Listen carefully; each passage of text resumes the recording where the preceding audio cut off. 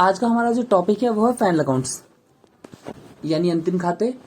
अंतिम खाते में होते क्या है, देखिए कि प्रत्येक व्यापारी वर्ष के अंत में यानी कि एंड ऑफ अकाउंटिंग पीरियड ये जानना चाहता है कि उसका बिजनेस प्रॉफिट कमा रहा है, लॉस सफर कर रहा है, और साथ ही अपने बिजनेस की फाइनेंशियल पोजीशन उसकी क्या चल रही है, कि बिजनेस की असेट्स कितनी है और लायबिलिटीज कितनी है। अब देखिए फाइनल अकाउंट्स में क्या क्या इंक्लूड किया था, मतलब जब हम फाइनल अकाउंट्स बनाते हैं तो उसमें क्या क्या हम बनाते हैं। तो फाइनल अकाउंट्स में सबसे पहले हम बनाते हैं ट्रेडिंग अकाउंट यानी व्यापार खाता, दूसरा हम बनाते हैं प्रॉफिट एंड लॉस अकाउंट यानी लाभ हानि खाता, और तीसरा हम बनाते हैं बैलेंस शीट यानी आर्थिक चिट्ठा। सबसे पहले हम बात करेंगे ट्रेडिंग अकाउंट की। Trading account is prepared to find gross profit और gross loss of business. Trading account is related with the trading activities of the business, मतलब कि जो ट्रेडिंग अकाउंट बनाया जाता है वो बिजनेस का ग्रॉस प्रॉफिट या ग्रॉस लॉस यानी टोटल प्रॉफिट या टोटल लॉस को कैलकुलेट करने के लिए बनाया जाता है। सिंपल शब्दों में कहें तो हम लोग जो ट्रेडिंग अकाउंट बनाते हैं ये एक ऐसा अकाउंट है जो फैक्ट्री से संबंधित होता है। इट मीन्स कि हमारी ये फैक्ट्री की ट्रांजैक्शन से संबंधित है, इसीलिए हम लोग इसको फैक्ट्री का अकाउंट भी कह देते हैं। ट्रेडिंग अकाउंट में हमारे सभी डायरेक्ट एक्सपेंसेस आते हैं। डायरेक्ट एक्सपेंस मतलब एक ऐसे एक्सपेंसेस जो फैक्ट्री से संबंधित हैं, जो वस्तु को बनाने से संबंधित होते हैं, वो हमारे डायरेक्ट एक्सपेंसेस होते हैं। देखिए ग्रॉस प्रॉफिट निकलता है कैसे, net sales minus COGS. COGS का मतलब है कॉस्ट ऑफ गुड्स सोल्ड, और कॉस्ट ऑफ गुड्स सोल्ड हमारी कैसे आती है, वो आती है opening stock plus purchase plus direct expenses और माइनस क्लोजिंग स्टॉक। फॉर्मेट है ट्रेडिंग अकाउंट का, डेबिट साइड में हम लिखते हैं opening stock, purchase less purchase return, freight and carriage, customs and insurance, wages, gas electricity and water, factory expenses, manufacturing expenses, consumable stores, freight और carriage inward और any other direct expense. ठीक है, ये जितने भी हमारे डेबिट साइड में expenses हैं ये सभी हमारे डायरेक्ट एक्सपेंसेस हैं। डायरेक्ट एक्सपेंस जैसे मैंने अभी आपको बताया वस्तु के निर्माण से संबंधित यानी कि to the expenses incurred to produce the goods. ऐसे खर्चे जो किसी गुड्स को बनाने से डायरेक्टली एसोसिएटेड होते हैं, डायरेक्ट एक्सपेंस होते हैं। ये सभी हमारे फैक्ट्री में होने वाले ट्रांजेक्शन है, इसीलिए कहा जाता है कि जो ट्रेडिंग अकाउंट है वो फैक्ट्री का अकाउंट होता है। क्रेडिट साइड में आती है हमारी sales less sales return, goods sent on consignment और क्लोजिंग स्टॉक। दोनों साइड का डेबिट और क्रेडिट का टोटल करते हैं और डिफरेंस निकालते हैं। जो भी डिफरेंस आता है, अगर डेबिट साइड में डिफरेंस आता है तो बोलते हैं ग्रॉस प्रॉफिट, अगर क्रेडिट साइड में डिफरेंस आता है तो बोलते हैं ग्रॉस लॉस। अगला हमारा जो अकाउंट है वो है प्रॉफिट एंड लॉस अकाउंट यानी लाभ हानि खाता। Profit and loss account is prepared to calculate the net profit और net loss of the business. While preparing profit and loss account, all operating and non-operating indirect expenses are recorded in debit side, and all operating and non-operating indirect incomes are recorded in credit side. And then balancing is done. The difference in debit side is called net profit, and difference in credit side is called net loss. देखिए अगला जो account हमारा है वो लाभ हानि खाता है यानी profit and loss account. Profit and loss account business का नेट प्रॉफिट यानी शुद्ध लाभ या नेट लॉस यानी कि शुद्ध हानि को ज्ञात करने के लिए, कैलकुलेट करने के लिए बनाया जाता है। जब हम लोग प्रॉफिट एंड लॉस अकाउंट बनाते हैं तो उसके डेबिट साइड में हम सभी operating and non operating indirect expenses को लिखते हैं, और क्रेडिट साइड में लिखते हैं सभी operating and non operating indirect incomes and gains को। ठीक है, तो उसके बाद में हम लोग डिफरेंस निकालते हैं। अगर डिफरेंस आता है डेबिट साइड में तो उसे हम नेट प्रॉफिट कहते हैं, और डिफरेंस यदि आता है हमारा क्रेडिट साइड में तो उसे हम बोलते हैं नेट लॉस। देखिए जैसे हमारा ट्रेडिंग अकाउंट फैक्ट्री का अकाउंट था, उसी तरह से प्रॉफिट एंड लॉस अकाउंट हमारा ऑफिस का अकाउंट होता है, जिसमें ऑफिस से रिलेटेड ट्रांजैक्शंस आती हैं। मोटे मोटे तौर पर कहें इसमें इनडायरेक्ट एक्सपेंसेस आएंगे, इनडायरेक्ट लॉसेस आते हैं, इनडायरेक्ट इनकम्स आएंगी और इनडायरेक्ट गेन्स आते हैं। देखिए अब हम लोग बात करेंगे format of profit and loss account की। तो प्रॉफिट एंड लॉस अकाउंट के डेबिट साइड में सबसे पहले हम लोग लिखते हैं ग्रॉस लॉस ब्रॉट डाउन। ये ग्रॉस लॉस वही ग्रॉस लॉस है जो हमारा ट्रेडिंग अकाउंट में आता है। अगर ट्रेडिंग अकाउंट में ग्रॉस लॉस है तो उसको प्रॉफिट एंड लॉस अकाउंट के डेबिट साइड में ब्रॉट डाउन किया जाता है। अगर ट्रेडिंग अकाउंट में ग्रॉस प्रॉफिट आया था तो उसको हम लोग प्रॉफिट एंड लॉस अकाउंट के क्रेडिट साइड में ब्रॉट डाउन करेंगे। उसके बाद में प्रॉफिट एंड लॉस अकाउंट के डेबिट साइड में आते हैं office and administration expense, salaries, rent, commission, advertisement expense, discount allowed, interest paid, postage, printing and stationery, depreciation, selling expense, distribution expense and other indirect expense. देखिए indirect expenses को उन्होंने क्या किया है, दो भागों में बांटा है। दो भागों में बांटा है तो कैसे, पहला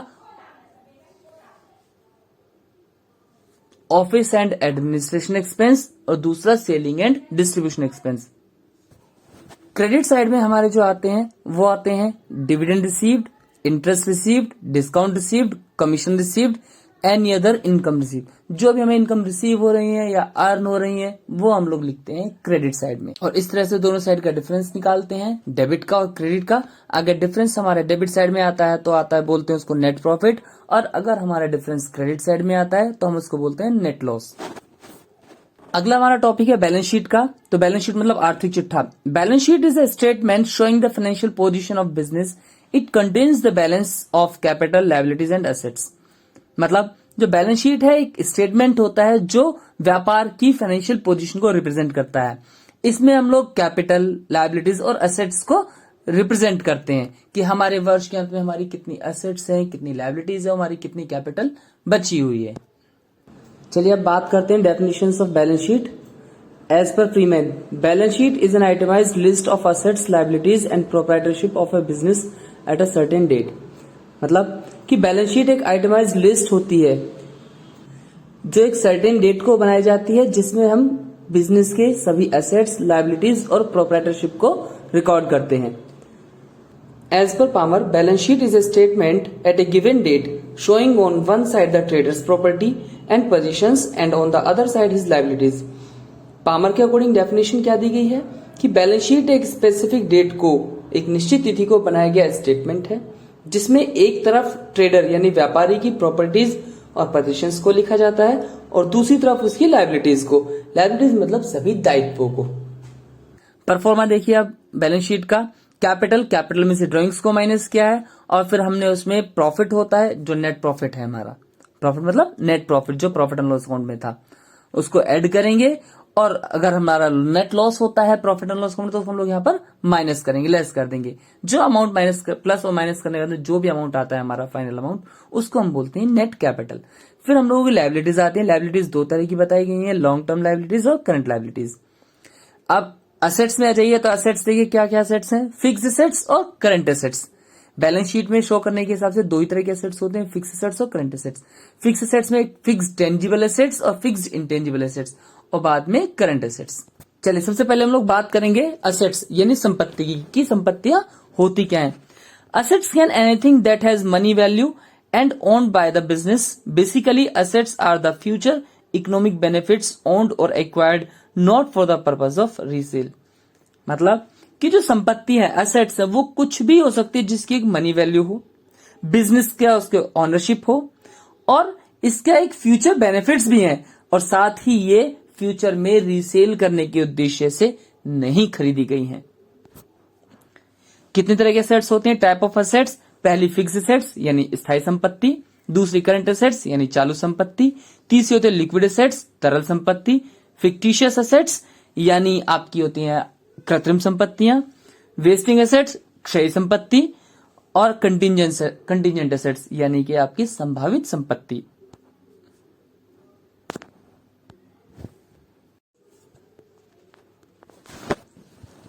सबसे पहले हम लोग बात करेंगे फिक्स्ड एसेट्स के बारे में यानी स्थायी संपत्तियों के बारे में। Fixed assets are those assets which are purchased for the purpose of enhancing the performance of business. यानी स्थायी संपत्तियां वो संपत्तियां होती हैं जो व्यापार में इस उद्देश्य से खरीदी जाती हैं कि उनको खरीदने के बाद जब हम उनको अपने व्यापार में प्रयोग करेंगे तो उससे हमारे व्यापार की परफॉर्मेंस यानी कार्य करने की क्षमता में वृद्धि होगी। कितने तरह की फिक्स्ड एसेट्स होती हैं? दो तरह की हमारी फिक्स्ड एसेट्स होती हैं, टेंजिबल फिक्स्ड एसेट्स और इंटेंजिबल फिक्स्ड एसेट्स। टेंजिबल मतलब दृश्य संपत्तियां। दृश्य संपत्तियां कौन सी होती हैं? ऐसी एसेट्स जिन्हें हम देख सकते हैं, छू सकते हैं, महसूस कर सकते हैं, और साथ ही हम उन्हें मनी में मेजर कर सकते हैं कि वो कितने रुपए की हैं। जैसे प्लांट, मशीन, फर्नीचर, बिल्डिंग, ये सब क्या है? हमारी टेंजिबल फिक्स्ड एसेट्स हैं। अब बात करते हैं इंटेंजिबल एसेट्स की यानी कि अदृश्य स्थायी संपत्तियां। अदृश्य स्थायी संपत्तियां कौन सी होती हैं? वो एसेट्स जिन्हें हम देख नहीं सकते, हम छू नहीं सकते, बट हम उन्हें महसूस कर सकते हैं और साथ ही हम उन्हें मनी में मेजर कर सकते हैं कि वो कितने रुपए की हैं। तो ऐसी फिक्स एसेट्स कौन सी होती हैं? वो फिक्स एसेट्स हमारी होती हैं इंटेंजिबल एसेट्स। देखो फिक्स एसेट्स एक छोटी सी नेचर है कि हमें लॉन्ग टर्म के लिए खरीदी जाती है। हमारी फिक्स एसेट्स क्या होती है? फिक्स एसेट्स हमारी लॉन्ग टर्म के लिए खरीदी जाती हैं। अब देखिए इंटेंजिबल एसेट्स में क्या क्या एग्जांपल्स हैं? वो है पेटेंट्स, कॉपीराइट, ट्रेडमार्क और सॉफ्टवेयर्स। ये हमारे इंटेंजिबल एग्जांपल्स होते हैं, इंटेंजिबल एसेट्स के एग्जांपल्स हैं। अगली हमारी है करंट एसेट्स यानी चालू संपत्तियां। Current assets are those short term assets which are convertible into cash within the operating cycle of business. Current assets are required in the business for smooth operations. Examples stock, debtors, cash. मतलब जो हमारी current assets हैं वो वे short term assets होती हैं जो एक साल के अंदर, जैसे बताया ना, convertible into cash with in operating cycle. एक ये ऑपरेटिंग साइकिल है वो हमारा एक अकाउंटिंग पीरियड के अंदर ही हमारी कैश में कन्वर्ट हो सके, उन्हें हम बोलते हैं चालू संपत्तियां, जैसे स्टॉक, डेटर्स, कैश। अगली हमारी है लिक्विड एसेट्स। लिक्विड एसेट्स मतलब तरल संपत्तियां। ये वो एसेट्स होते हैं जिन्हें हम लोग जब चाहे तुरंत कैश में कन्वर्ट कर सकते हैं, जैसे cash, bank balance, marketable securities. अगली हमारी फिक्टिशियस एसेट्स हैं। फिक्टिशियस एसेट्स मतलब कृत्रिम संपत्ति। फिक्टिशियस एसेट्स क्या है? फिक्टिशियस एसेट्स वास्तव में कोई संपत्ति नहीं है, उनका कोई फिजिकल एग्जिस्टेंस नहीं होती और ना ही उनकी कोई रियलाइजेबल वैल्यू होती है, बट उनके बड़े अमाउंट की वजह से हम उनको असेट मान लेते हैं और धीरे धीरे हम उनको अपने प्रॉफिट एंड लॉस अकाउंट से राइट ऑफ करते रहते हैं, जैसे एडवर्टीजमेंट सस्पेंस अकाउंट या प्रिलिमिनरी एक्सपेंसेस। ये वो खर्चे हैं हमारे जो लॉन्ग टर्म के लिए किए जाते हैं, ठीक है, और उन खर्चों का बड़ा अमाउंट होने की वजह से हम उनको असेट मान लेते हैं और धीरे धीरे उनका अमाउंट हम लोग प्रॉफिट एंड लॉस अकाउंट से राइट ऑफ करते रहते हैं, इन्हें हम अमोर्टाइज करते रहते हैं। अगली हमारी है वेस्टिंग एसेट्स यानी क्षयी संपत्तियां। वेस्टिंग एसेट्स कौन सी होती हैं? Wasting assets are those assets which have a useful life and depreciated with the time, and after a few years it become useless. Basically, wasting assets are the nature-based assets. For example, mines, oil wells, and lease, etc.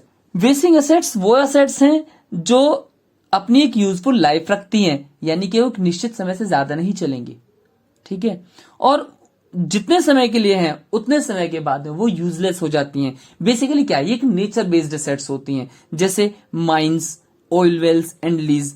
Mines जैसे कोयले की खान है, हम जिंदगी भर तो उससे कोयला नहीं निकाल सकते, एक निश्चित समय के लिए हम उससे कोयला निकाल सकते हैं, 20 साल के लिए, 25 साल के लिए, 30 साल के लिए। उसके बाद में उसमें कोयला खत्म हो जाता है तो माइन क्या हो गई? हमारे लिए वेस्ट हो गई, वो फिर बेकार है हमारे लिए, तो इसलिए वो क्या हमारी वेस्टिंग एसेट है।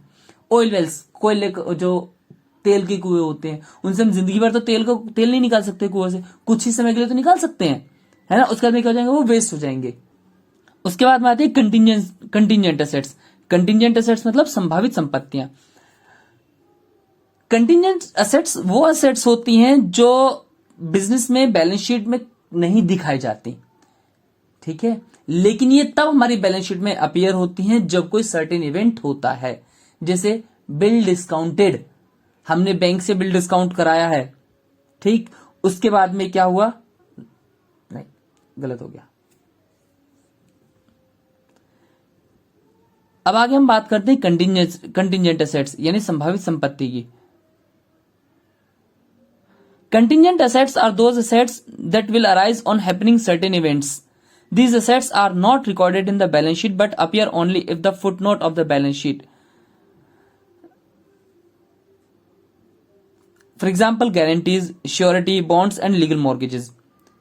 मतलब कि contingent assets वो assets हैं जो किसी एक certain event के होने पर ही arise होती हैं।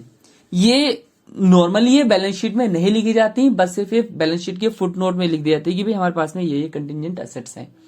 जब कोई सर्टेन इवेंट होगा तो ये फुटनोट से उठकर हमारी बैलेंस शीट में एसेट्स में आ जाएंगी, जैसे गारंटी, कहीं से हमें गारंटी मिली है, श्योरिटी बॉन्ड्स या लीगल मॉर्गेजेस। जो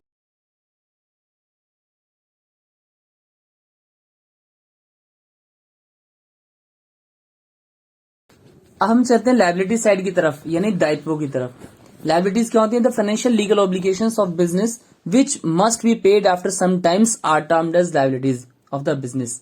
मतलब कि वो फाइनेंशियल लीगल ऑब्लिगेशंस जो एक समय के बाद निश्चित तौर पर व्यापार द्वारा भुगतान किए जाने हैं, वो क्या होते हैं, वो उस व्यापार के लीगल ऑब्लिगेशंस जो होंगे वो क्या होंगे, व्यापार की लायबिलिटीज कहलाएंगी, जिसे capital, loan, bank overdraft, bills payable, creditors etcetera.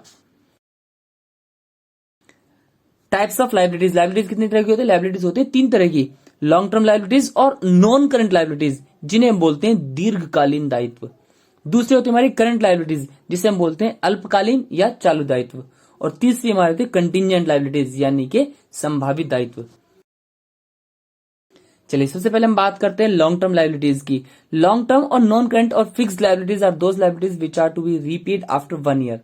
मतलब ऐसी लायबिलिटीज, ऐसी फाइनेंशियल ओब्लिगेशंस जो हमारे पास में 1 साल से ज्यादा समय के लिए हैं, यानी उनका भुगतान हमें 1 साल के बाद करना है, वो हमारे लिए क्या बन जाती हैं, वो हमारे लिए बन जाती हैं लॉन्ग टर्म और नॉन करंट लायबिलिटीज।